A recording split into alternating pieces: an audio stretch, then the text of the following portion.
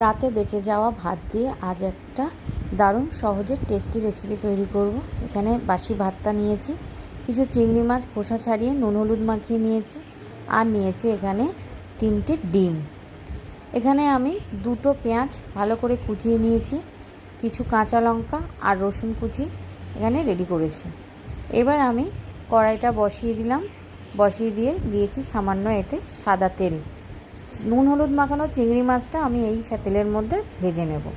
এখানে আমার চিংড়ি মাছটা ভাজা হচ্ছে, আমি চিংড়ি মাছটা ভালো করে ভেজে নিয়ে নামিয়ে নেব। চিংড়ি মাছটা আমি তুলে নিলাম। এবার আমি ওই ভাজা তেলের মধ্যেই, চিংড়ি মাছ ভাজা তেলের মধ্যে ডিম 3টে ভালো করে ভেজে নেব। ডিমের ভুজিয়াটা আমার রেডি হয়ে গেছে। এবার আমি ওই কড়াইয়ের মধ্যে সামান্য একটু সাদা তেল দিয়ে দেবো এর মধ্যে পেঁয়াজ কুচিটা, আর এর সাথেই দিয়ে দেবো রসুন আর লঙ্কাগুলো।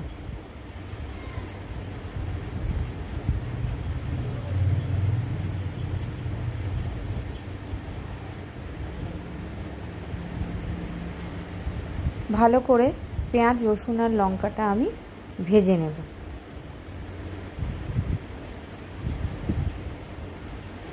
দিয়ে দিচ্ছি এর মধ্যে স্বাদ মতন লবণ, আর দেব হাফ চামচেরও কম একটু চিনি। এবার আমি ভালো করে পেঁয়াজটা লাল লাল করে ভাজা করব। পেঁয়াজটা আমার এখানে মোটামুটি লাল লাল করে ভাজা হয়ে গেছে। এবার এর মধ্যে আমি হাফ চামচ ধনে গুঁড়ো দিলাম, হাফ চামচ জিরের গুঁড়ো, আর দেব হাফ চামচের মতন শুকনো লঙ্কা।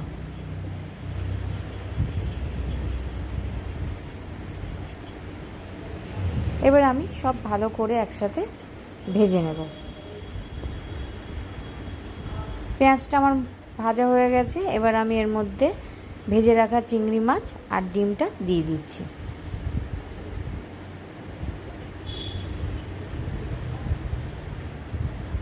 ভালোভাবে একসাথে মিশিয়ে নিয়ে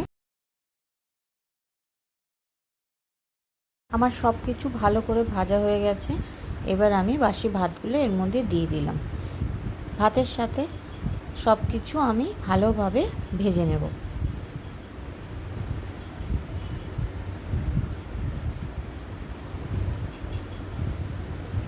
ভালোভাবে আস্তে আস্তে নাড়িয়ে চাড়িয়ে আমি ভাতটা ভেজে নেব। এখানে আমার ভাতটা মোটামুটি ভাজা রেডি।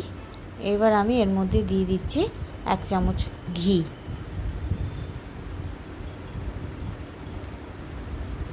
আমার এখানে রেসিপিটা রেডি হয়ে গেছে। এইভাবে রাতের বেঁচে যাওয়া ভাত দিয়ে একবার এইভাবে ভাত ভাজা করে খেয়ে দেখবেন, অবশ্যই আপনাদের ভালো লাগবে। ভালো লাগলে লাইক, কমেন্ট অ্যান্ড শেয়ার করে দেবেন।